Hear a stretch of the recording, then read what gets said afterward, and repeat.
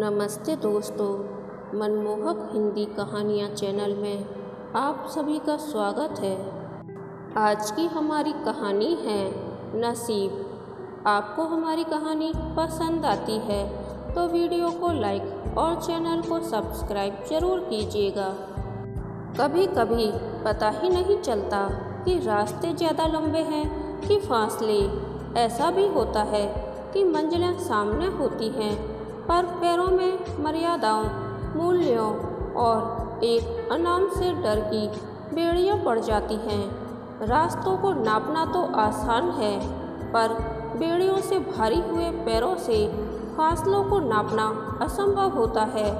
फिर ऐसे में अक्सर हम जहां खड़े होते हैं उस जगह को ही अपना मुकाम, अपनी मंजिल बना लेते हैं। कृपया अपनी कुर्सी की पेटी बांध लें। विमान कोलकाता विमानतल पर उतर रहा है। इसी सूचना के साथ श्रेया ने अपना सामान समेटा और कुर्सी की पेटी बांध ली, पर उसके हाथ किसी अनजाने डर से कँपा रहे थे। मोहन ने उसके डर को भांप लिया और उसके हाथों को पकड़ लिया। मोहन ने कहा, श्रेया डरो मत, मैं तुम्हारे साथ हूँ। श्रेया मोहन की ओर देख अनमने ढंग से मुस्कुरा दी। जितनी तेजी से विमान नीचे उतर रहा था उससे भी ज़्यादा तेजी से श्रेया की अनगिनत भावनाएं उफान भर रही थीं।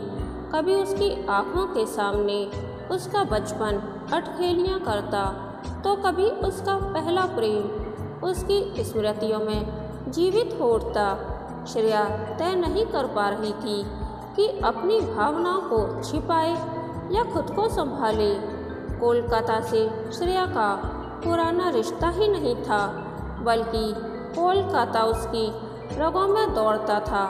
वह कोलकाता को तब से जानती थी जब कोलकाता कलकत्ता था और श्रेया सोनिया का श्रेया तक का सफ़र उतना ही नाटकीय था जैसे किसी फिल्म की पटकथा हो। विमान अब जमीन पर उतर आया था और श्रेया की स्मृतियों को भी धरातल मिल गया था। मोहन उससे कई तरह की बातें कर रहा था, जैसे किसी भय से उसका ध्यान बटाना चाहता हो, पर श्रेया के कानों तक शायद ही उसके कोई शब्द पहुंच रहे थे।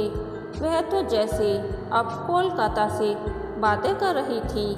कोलकाता जिसमें रसगुल्ला और संदेश थे, कोलकाता जिसमें माँ बाबा थे, कोलकाता जिसमें बहुत सारा प्यार करने वाले काकू थे और सारी जिद मान लेने वाली काकी माँ थी।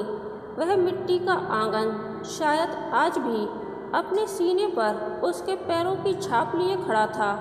श्रेया क्या तुम थक गई हो? क्या थोड़ी देर सोना चाहोगी? होटल जाकर मोहन ने उसे जैसे किसी अंधेरे कुएं से खींचकर बाहर निकाला। श्रेया ने हाँ में अपना सिर हिला दिया। जल्दी ही श्रेया और मोहन कार में बैठ गए। जैसे जैसे कार कोलकाता की सड़कों पर दौड़ती जा रही थी, वैसे वैसे श्रेया के मन में कई सारी भावनाएं एक साथ हिलोरे मारने लगीं। उसे समझ में नहीं आ रहा था कि वह रोए या खुश हो। उसने अपने कोलकाता के भौगोलिक ज्ञान को खंगालना शुरू किया। तभी मोहन ने उसका हाथ पकड़कर कहा, श्रेया मैं समझ सकता हूँ, कोलकाता से तुम्हारा रिश्ता पुराना है। क्या तुम्हें कुछ याद आ रहा है? दिमाग पर ज़्यादा जोर मत दो, पर अगर कुछ याद आए तो मुझे बताओ। अगर तुम कहीं जाना चाहो तो बताओ, मैं तुम्हें ले जाऊंगा। श्रेया आश्वस्त तो थी पर उसने कुछ नहीं कहा, बस मोहन के कंधे पर अपना सिर रख दिया। जल्दी होटल भी आ गया। मोहन खाना खाकर सो गया और श्रेया उस 5 सितारा होटल के जगमगाते कमरे में भी अपनी स्मृतियों के दिए जला रही थी। बाबा के साथ साइकिल की सवारी करते हुए उसने कई बार उनसे पूछा था, बाबा हम होटल में खाना खाने कब जाएंगे? तब बाबा कहते, जब तुम बड़ी अफसरनी बन जाओगी तब जाएंगे। श्रेया के होठों पर वही बचपन वाली मासूम हंसी आ गई। तब उस होटल की जगमगाहट में उसे सितारे नजर आते थे और आज वही रोशनी उसके मन के अंधेरे को जरा भी कम नहीं कर पा रही थी।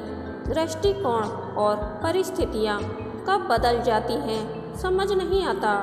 लैंप की पीली रोशनी में श्रेया का चेहरा चिंतामग्न जरूर दिख रहा था, पर चिंता उसके सांवले सौंदर्य को जरा भी कम नहीं कर पाई थी। सांवला फर, चमकदार चेहरा, मछली की तरह कटीली आंखें, औसत ऊंचाई पर शरीर नपा तुला। वैसे तो उसकी शादी को 2 साल हो चुके थे, पर अभी भी कौमार्य किसी किशोरी सा ही था। ऐसा लगता था कि कोलकाता का काला जादू उसके काले बालों से ही निकला है। शायद इसी काले जादू ने मोहन को अपने मोहपाश में बांध रखा था।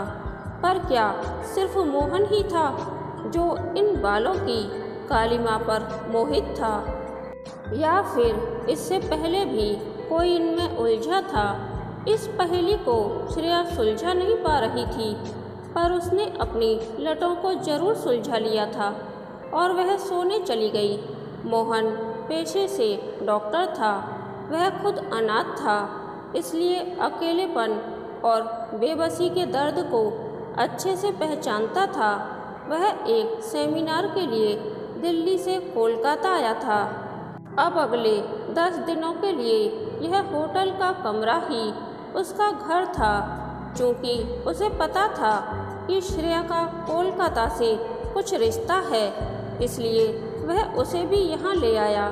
पर उसे यहाँ लाकर उसने ठीक किया या नहीं, यह तो आने वाला समय ही बताने वाला था। Good morning. इस प्रफुल्लित आवाज़ से मोहन ने श्रेया को जगाया। तो श्रेया, आज तुम चाहो तो कोलकाता घूम आओ, मैं शाम 5 बजे लौटूंगा। फिर हमें मेरे एक साथी के घर डिनर के लिए जाना है।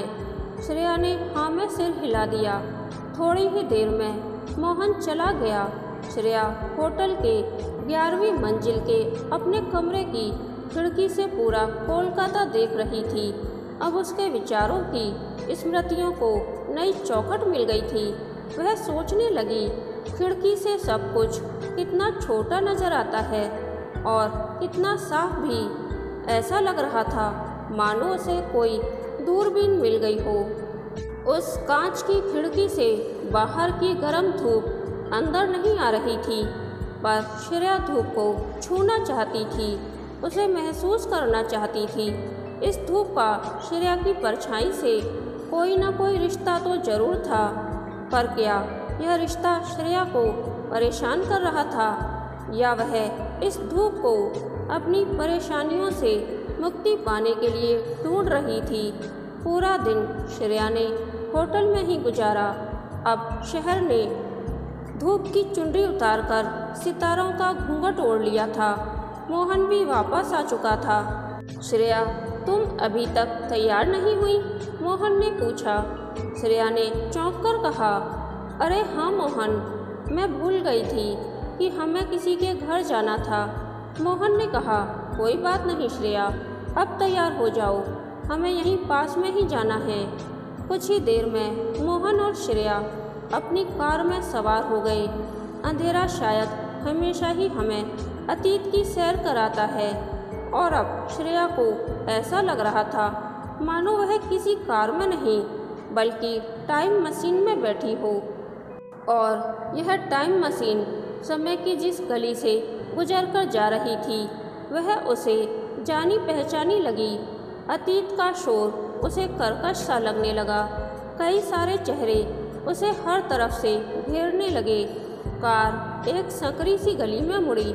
अब श्रेया की धड़कनें रेलगाड़ी की रफ्तार से दौड़ रही थीं।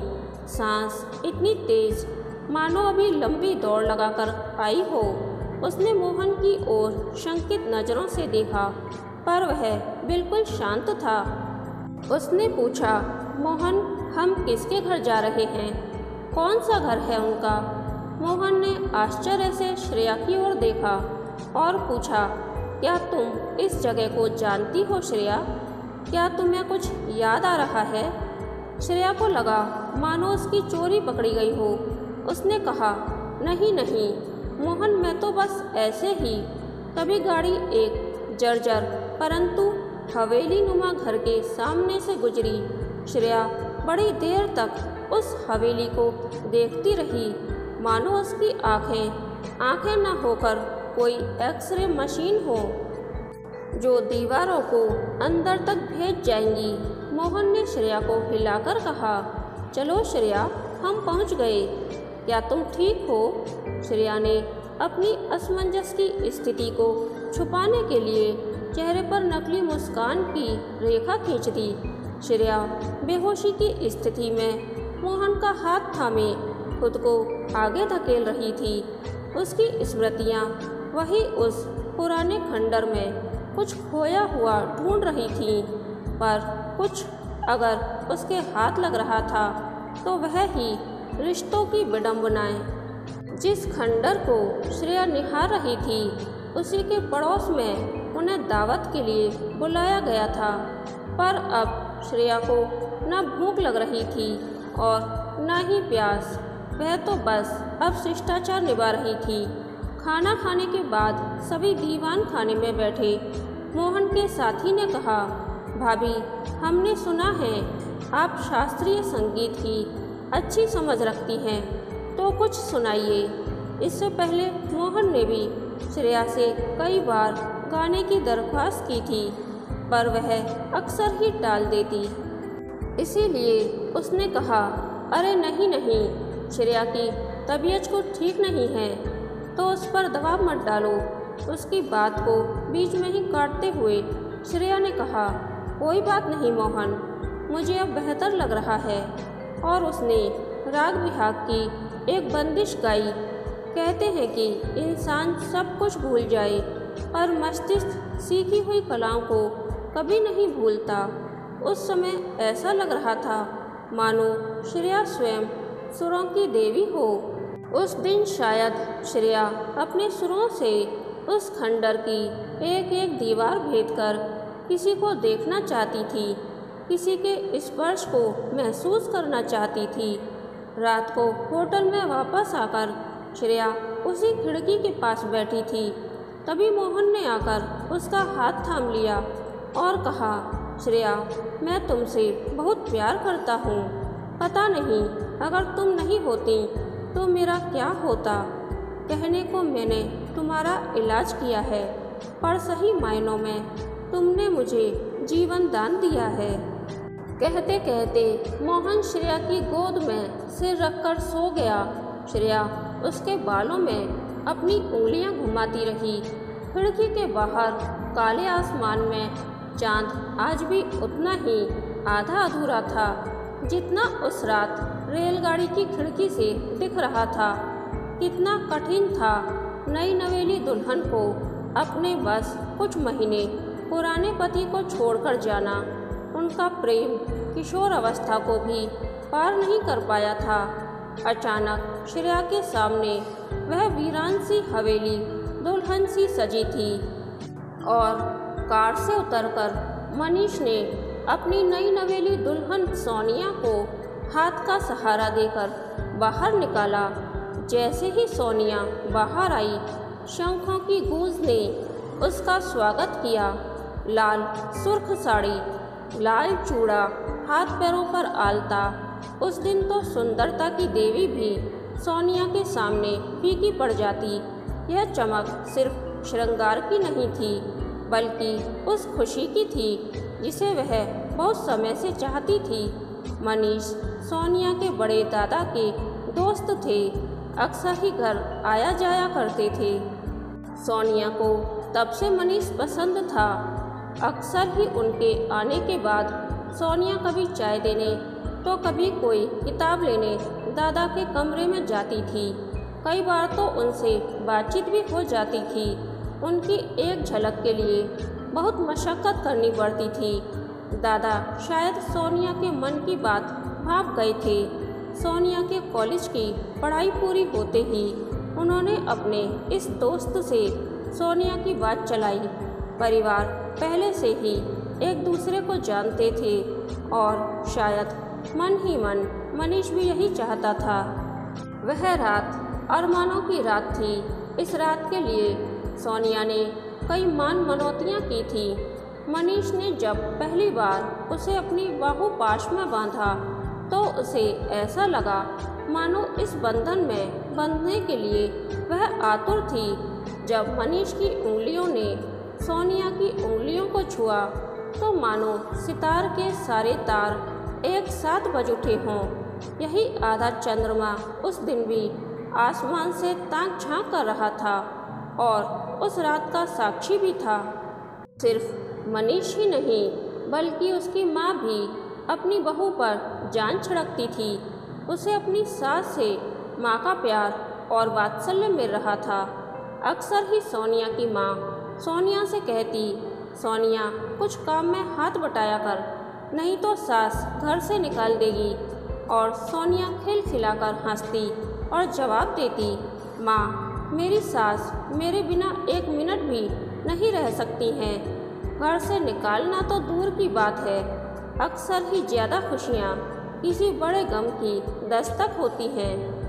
पर सोनिया को अपने स्वप्न लोक के आगे ना तो कुछ दिखाई दे रहा था और ना ही सुनाई। पता नहीं भगवान किसी के नसीब को इतना उलझा क्यों देता है, पर आगे की उलझन कभी किसी को नज़र नहीं आती। कुछ दिखता है तो बस सुखद वर्तमान। सोनिया इसी वर्तमान को गुजरने नहीं देना चाहती थी और रोज़ रात को कमरे की बालकनी में बैठकर मनीष का उसके बालों को सुलझाना उसे बहुत अच्छा लगता था। अक्सर मनीष कहता, सोनिया कभी पूनम के गेरुए चांद को देखा है? बिल्कुल ऐसा ही दिखता है जब काले बादलों में छिपता है। और सोनिया शर्मा जाती। मनीष ने एक बार कहा था, सोनिया तुम्हारे केश जादू करते हैं, इन्हें कभी किसी और के सामने खुला मत छोड़ना। तब सोनिया इस बात को हंसी में उड़ा देती। शादी के 2 महीने बाद दादा सोनिया को लेने आए थे। उन्हें किसी रिश्तेदार की शादी में शरीक होने 1 हफ्ते के लिए दिल्ली जाना था। सास बहुत रोई थी। मनीष रोया तो नहीं, पर हाँ उसने एक सवाल पूछा था, जाना जरूरी है क्या? उस पर सोनिया ने कहा, मनीष बस 5 दिनों की तो बात है, यूँ कट जाएंगी। और तुम उदास तो ऐसे हो रहे हो मानो मैं कभी वापस ही नहीं आऊँगी। मनीष ने तपाक से कहा, कभी मजाक में भी ऐसी बात मत कहना। उस समय अनजाने में सोनिया मनीष को किसी प्रकांड पंडित की भांति भविष्य बता रही थी। उसे भी वहाँ पता था कि अब उस हवेली की तरफ जाने वाला हर रास्ता उसके लिए भूल भुलैया के समान हो जाएगा। अगले दिन रात की ट्रेन थी। मनीष सोनिया को छोड़ने स्टेशन गया था। वह सोनिया के लिए उसकी पसंद की लाल चूड़ियाँ भी लेकर गया था।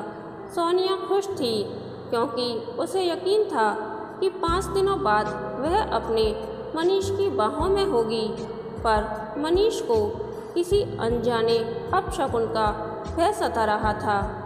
खिड़की से हाथ दिखाती सोनिया अब ओझल हो गई थी। रात को बड़ी देर तक सोनिया मनीष की याद में चांद को ताक रही थी। लगभग रात के 2 बजे होंगे। सभी गहरी नींद में थे। सोनिया की पलकें भी बोझिल हो रही थीं। तभी ऐसा लगा ट्रेन जोर की आवाज़ के साथ उछल पड़ी। ट्रेन पटरी से उतर गई थी। लोग बदहवास और नींद की स्थिति में जहां ट्रेन उन्हें फेंक रही थी वहां गिर रहे थे। इससे पहले कि सोनिया कुछ समझ पाती, वह टूटी ट्रेन से बाहर जमीन पर गिर गई और उसके सिर पर किसी भारी भरकम चीज़ ने आघात किया। जब उसे होश आया तो वह किसी डॉक्टर की देखरेख में घटना स्थल के ही पास थी। रात भर में उसका सामान, मंगलसूत्र, चूड़ियाँ, सब कुछ चोरी हो गया था। बहुत पूछने पर भी उसे कुछ याद नहीं आ रहा था। दुर्भाग्य ऐसा कि वह उन लाशों के ढेर में पड़े अपने माँ, बाबा, दादा और काकू व काकी को भी नहीं पहचान पाई। मोहन भी उसी ट्रेन में था, पर सुरक्षित था और सबकी मदद भी कर रहा था। सोनिया की मानसिक स्थिति को देखते हुए उसे कैंप में अकेले छोड़ना उसे सुरक्षित नहीं लगा। वह अधिकारियों को सूचित कर उसे अपने साथ दिल्ली ले गया। सोनिया का इलाज दिल्ली के अच्छे अस्पताल में कराया। लगभग 2 महीने अस्पताल में रहने के बाद डॉक्टरों ने मोहन को अस्पताल बुलाया और कहा, मोहन, कितने दिन इसे यहाँ रखोगे? शारीरिक तौर पर वह बिल्कुल स्वस्थ है और अब रहा सवाल याददाश्त का, तो वह एक दिन में भी आ सकती है या कभी भी नहीं। मेरी मानो इसे किसी आश्रम में डाल दो। कितना खर्च करोगे इसके पीछे? मोहन ने कहा, यह अच्छे घर की लगती है और उम्र से भी छोटी है। ऐसे में इसे कहीं और छोड़ना गलत होगा। जब तक इसकी याददाश्त वापस नहीं आती, मैं इसे अपने घर पर रखूँगा। मोहन के घर जाते ही श्रेया के नए अध्याय की शुरुआत हो गई। शुरुआत में सोनिया डरी डरी रहती, पर 6-8 महीनों में उसे उस घर की आदत हो गई। सरकार ने दुर्घटना पीड़ितों के नए पहचान पत्र बनवा दिए और सोनिया बेनाम जिंदगी को श्रेया नाम मिल गया। लगभग 1-2 साल बाद श्रेया फिर से हंसने बोलने लगी, पर अतीत की यादों के नाम पर आज भी उसके पास बड़ा शून्य ही था। शायद अब यह शून्य ही उसके लिए अच्छा था, क्योंकि उसके अतीत में लिखी हुई कहानी अब उसे घाव ही देने वाली थी। मोहन ने श्रेया के बारे में बहुत छानबीन की, यहाँ तक कि पुलिस की मदद भी ली, पर कहीं कुछ पता न चला और सोनिया को भी पता न चला कि कब श्रेया मोहन का आदर करते करते उससे प्रेम करने लगी। धीरे धीरे 3 साल बीत गए।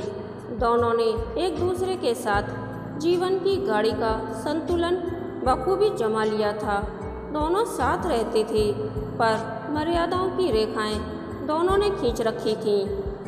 लगभग 2 साल श्रेया किसी अनजाने भयावह सपने को देखकर रात को चीख पड़ती, तब मोहन उसके कमरे में सोफे पर ही सो जाता। 3 सालों तक श्रेया के डर और मानसिक जटिलताओं के साथ मोहन डटकर मुकाबला कर रहा था।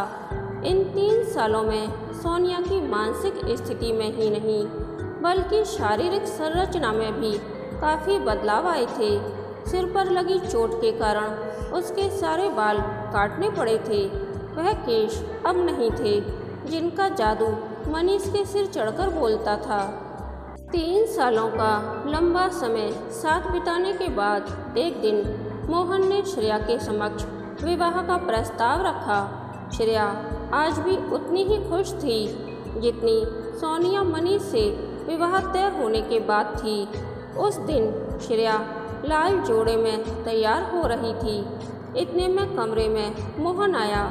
वह बोला, श्रेया, देखो मैं तुम्हारे लिए क्या लाया हूँ। मेरा कोई अपना तो नहीं है, तो मैं ही तुम्हारे लिए लाल चुनरी और चूड़ियाँ लाया हूँ। चुनरी और चूड़ियाँ पहनने के बाद जब श्रेया ने खुद को दर्पण में देखा, तो धीरे धीरे उसे आईने में दौड़ती हुई ट्रेन दिखी। फिर खून में लथपथ माँ बाबा दिखे। स्टेशन पर अलविदा कहता मनीष दिखा और बस थोड़ी ही देर में श्रेया बेहोश होकर जमीन पर गिर पड़ी। उसका दिमाग अतीत में लगे इस झटके को सहन नहीं कर सका। आज श्रेया के लिए मुश्किलें बढ़ने वाली थीं। जब उसे होश आया तो मोहन उसका हाथ हाथों में लिए बैठा था। साथ ही मेहमान व दोस्त भी थे। मोहन ने कहा, श्रेया, अब कैसा लग रहा है? क्या तुम्हें कुछ याद आया? अर्धमूर्छित श्रेया ने जवाब दिया, कोलकाता। मोहन ने कहा, क्या कोलकाता? और कुछ याद आया? श्रेया झेंप गई और बोली, नहीं, कुछ नहीं, बस कुछ देर आराम करना चाहती हूँ। अब उसकी पूरी दुनिया, उसका अतीत किसी ग्लोब की भांति गोल गोल घूम रहा था। श्रेया को कुछ समझ आता उससे पहले मंडप शहनाइयों से गूंज उठा। समय की चोट ने श्रेया के जीवन को 360 डिग्री घुमा दिया था। पूरी रात वह अपने अतीत की कड़ियाँ वर्तमान से जोड़ने में लगी हुई थी, पर कहीं से भी उसका भूत वर्तमान के साथ समझौता करने को तैयार नहीं था। उसका मन एक ओर मनीष की खोज खबर के लिए बेचैन था, तो दूसरी ओर मोहन के साथ बिताए 3 सालों को भी नज़रअंदाज नहीं कर पा रहा था। इन सब के बीच वह दर्दनाक हादसा उसे झकझोर जाता। उसकी जिंदगी 2 स्टेशनों के बीच त्रिशंकु सी लटक रही थी। तभी दरवाजे की आवाज़ से अंदर बैठी श्रेया चौंक गई। मोहन ने कमरे में आते ही कहा, श्रेया, तुम आराम से सो जाओ। मैं जानता हूँ तुम थक गई हो, और हाँ, इत्मीनान रखो, जब तक तुम नहीं चाहोगी हमारा रिश्ता वैसा ही रहेगा जैसा शादी से पहले था। मैंने तुमसे प्यार किया है, इसलिए तुम्हारे भीतर चल रहे युद्ध की वेदना को भी समझ सकता हूँ। इतना कहकर मोहन सामने वाले सोफे पर सो गया। श्रेया अपनी थकान के साथ रात भर जागती रही। जब जब वह मोहन को देखती तो सोचती, विस्मृतियों में कितना सुख था। वह स्मृतियाँ ही इंसान को विडंबनाओं के चक्रव्यूह में फंसाकर कमज़ोर कर देती हैं। प्रीति इंसान को जीवित रखती है और कभी कभी जीवित व्यक्ति को निर्जीव देती है। अगले 2 साल श्रेया स्मृतियों और असमंजसताओं की नदी में समय की नाव के साथ बह रही थी। यह लहरें तब सुनामी की लहरों में तब्दील हो गईं जब मोहन उसे अपने साथ कोलकाता ले जाना चाहता था। वह चाहता था कि श्रेया को सब याद आ जाए, पर श्रेया अपनी स्मृतियों में विस्मृति ढूंढना चाहती थी। विचारों के हिलोरों ने श्रेया को अचानक भूत से निकालकर वर्तमान में फेंक दिया। मोहन का सिर अब भी उसकी गोद में था। मोहन का सिर अपनी गोद में लिए खिड़की से उस आधे चांद को ताकती हुई श्रेया आज फिर एक बार अपने अंक में वर्तमान और आँखों में अतीत लिए बैठी थी। रह रहकर उसके जेहन में वह मृत हवेली जीवित हो रही थी। अपने प्रथम प्रेम की स्मृतियों को पोंछ नहीं पा रही थी। उसके होटल से मनीष के घर की दूरी कुछ 4 कदम के करीब थी और उसने दूसरे दिन उस 4 कदम की दूरी को तय करने का निर्णय लिया। सुबह मोहन ने श्रेया से कहा, तुम अगर कहीं घूमकर आना चाहो तो आ जाओ, मैं कार भेज देता हूँ, बस खुद का ख्याल रखना। श्रेया ने कहा, हाँ, सोच रही हूँ आसपास कुछ शॉपिंग कराऊँ। मोहन के जाते ही श्रेया ने होटल के स्टाफ से एक बुर्का मंगवाया। यूँ तो श्रेया अपनी पहचान छुपाने वाली थी, पर फिर भी उसके श्रृंगार में कोई कमी नहीं थी। कार में बैठते ही विचारों की गाड़ी फिर पटरी पर आ गई। कैसे दिखता होगा मनीष? क्या उसने भी शादी कर ली होगी? क्या 5 सालों बाद भी मैं उसे याद होंगी? या आज भी माँ ही खाना बनाती होगी? सवालों के काले मेघ छटते ही उसे सामने यथार्थ खड़ा दिखा। हवेली आ गई थी। वह कई भावनाओं के मिश्रण के घूंट पीकर अंदर गई। लक्ष्मी बाग में पानी दे रही थी। यही लक्ष्मी 5 साल पहले नौकरानी न होकर ससुराल में उसकी पहली सखी बनी थी। उसने अनजाने में पूछा, लक्ष्मी, बड़े दादा घर पर हैं? लक्ष्मी ने कहा, हाँ है ना, पर 1 मिनट रुकिए, आपको मेरा नाम कैसे पता? श्रेया झेंप गई। उसने जैसे तैसे खुद को संभालते हुए कहा, अरे मेरा केस काफ़ी सालों से वकील बाबू के पास है इसलिए अक्सर मैं यहाँ आती जाती हूँ। तुमने देखा नहीं होगा। किसी तरह उसे यकीन दिलाकर वह अंदर गई। लक्ष्मी ने कहा, आप यहीं इंतजार करें। दीवान खाने में बैठकर वह सोच रही थी कि आज जिस दीवान खाने में मुझे रोक दिया गया, उसी घर के कोने कोने में मैं बेधड़क घूमती थी। इस घर की तो दहलीज भी मेरे कदमों की आहट पहचानती है। तो क्या जीता जागता मनीष मुझे सिर्फ एक बुरखे की वजह से नहीं पहचानेगा? और अगर उसने मुझे पहचान लिया तो कहीं यहाँ आने का निर्णय गलत तो नहीं लिया मैंने? पर यह प्रश्न खुद से पूछने में श्रेया ने देर कर दी थी। पीछे से आवाज़ आई, जी नमस्कार, मैंने आपको नहीं पहचाना। क्या मैं आपका केस लड़ रहा हूँ? आजकल कुछ याद नहीं रहता। श्रेया ने अपने हाथ को दिल पर रख लिया, जैसे कि अपनी धड़कनों को पकड़कर रखना चाहती हो। अपनी आंखें बंद कर वह मनीष की ओर मुड़ी। धीरे से उसने अपनी आंखें खोली। अब उसका अतीत उसके सामने वर्तमान बनकर खड़ा था। मनीष उससे उसके बारे में पूछ रहा था, पर अब श्रेया को कहाँ कुछ सुनाई दे रहा था। वह अपने मन में मनीष से वार्तालाप कर रही थी। ओह मनीष, यह तुमने अपनी क्या हालत बना ली है?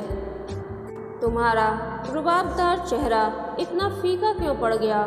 बालों पर सफ़ेदी और यह तुम्हारी जादू करने वाली आँखें इतनी पीली कैसे पड़ गईं? क्या तुम्हें मैं याद हूँ? वह जाकर मनीष से लिपट जाना चाहती थी, उसे छूना चाहती थी, पर वह बेबस थी। बुरके के अंदर उसकी आँखें सावन बरसा रही थीं। कमरे के सन्नाटे को तोड़ते हुए मनीष के शब्द खाली घड़े में कंकड़ की तरह खनके। मोहतरमा, आपने बताया नहीं, आपको मुझसे क्या काम था? श्रेया ने स्थिति संभालते हुए कहा, जी मैं सोनिया की सहेली हूँ। कई सालों बाद कोलकाता लौटी हूँ। मेरा नाम शबाना है। मुझे पता चला यह उसकी ससुराल है। मनीष के चेहरे पर ऐसी उदासी छाई मानो पहले से पतझड़ से जूझ रहे जंगल में आग लगा दी हो। मनीष ने साहस जुटाते हुए कहा, शायद आपको पता नहीं, आज से 5 साल पहले सोनिया जिस रेलगाड़ी से सफ़र पर निकली थी, वह रेलगाड़ी कभी वापस कोलकाता नहीं आई। वह रेल पता नहीं मेरी सोनिया को किस स्टेशन पर उतार आई। सब खत्म हो गया। मेरी सोनिया, मेरा जीवन सब खत्म हो गया। पर शबाना जी, पता है मुझे आज भी सोनिया के होने का एहसास होता है। श्रेया घबरा गई। उसने अपने नकाब को हर तरफ से ठीक किया। आगे मनीष ने कहा, आज भी घर के हर कोने में उसकी खिलखिलाहट है। बगीचे की गीली मिट्टी में उसके पैरों की छाप है। तानपुरे की हर तान उसकी आवाज़ की झंकार है। लोग कहते हैं कि मेरी सोना मर गई, पर मैं नहीं मानता। वह तो मेरे साथ यहीं इस छत के नीचे है। इतना कहते ही मनीष के सब्र का बांध टूट गया। वियोग वेदना बनकर आंखों से बह निकला। करुणा की यह बाढ़ श्रेया को अपने साथ बहाकर ले ही जा रही थी कि तभी मोहन का फ़ोन आया। श्रेया अतीत के कुएं से निकलकर वर्तमान की ज़मीन पर पहुंची। उसने फ़ोन उठाया। हाँ, मैं बस आ रही हूँ, इतना कहकर रख दिया। वह मनीष की ओर बढ़ी। सुनिए, मुझे माफ़ करें, जाने अनजाने पुरानी बातें छेड़कर मैंने आपका दिल दुखाया है। मैं आपसे बस यह कहना चाहती हूँ कि ऐसा होता है, कभी कभी एक ही रास्ते पर चलने वाले हम सफ़रों की मंजिल अलग हो जाती है।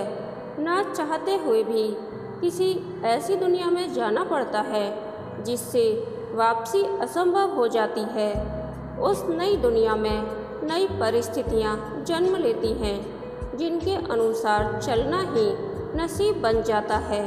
मैं आपका दुख तो कम नहीं कर सकती, पर हाँ, आपसे कहना चाहती हूँ कि परछाइयों का हाथ पकड़कर अंधेरे में रास्ता ढूंढना बंद कर दीजिए। चलिए अब मैं चलती हूँ। श्रेया ने अपना रुख मोड़ लिया। उसका एक एक पैर जैसे कई मन भारी हो गया था। फिर से एक बार उस दहलीज को लांघने की हिम्मत वह करने जा रही थी। तभी मनीष ने आवाज़ दी, सुनिए शबाना जी, आप कहाँ रहती हैं? अगर समय मिले तो फिर आइए। आज आपसे बात करके अच्छा लगा, कृपया फिर आइएगा। श्रेया अपने आप को किसी तरह समेट रही थी।